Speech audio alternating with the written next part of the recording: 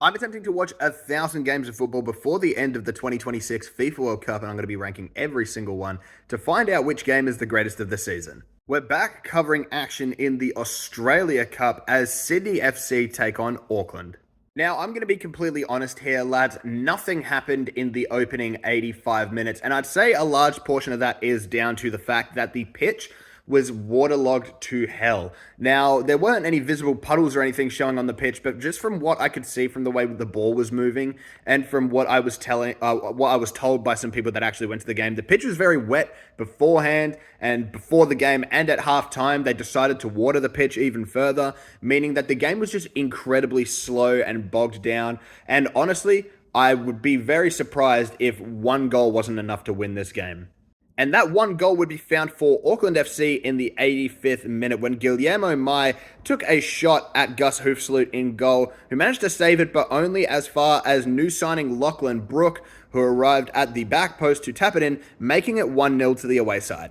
And I thought surely that was enough to win the game, but no. Only a minute later, Sydney would go up the other end through the left-hand side from Joel King, a ball across the box, which, lads, this is just the perfect example of the state of the pitch at this time. This was an absolute P-roller that went across the box, beat all the defenders, all the strikers. I don't even know how this managed to get through, but it found Joe Lolly at the back stick, who tapped it in easily to make it 1-1 to send this game to extra time. Unfortunately for both sides, nothing would happen in extra time. No goals were scored, meaning that we would be going to penalties. And lads, there's just so much I can say regarding this upcoming penalty shootout.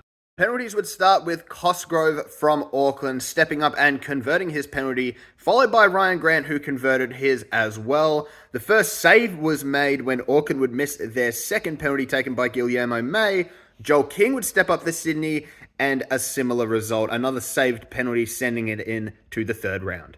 Francis De Vries would score, and we would see one of the worst penalty run-ups and penalties just in general that I've ever seen from Sydney teenager Matthias McAllister. Very unfortunate for him. Jake Brimmer would step up and convert to make it 3-1, and Joe Lolly would slip while taking his penalty and miss it to win Auckland FC the game on penalties.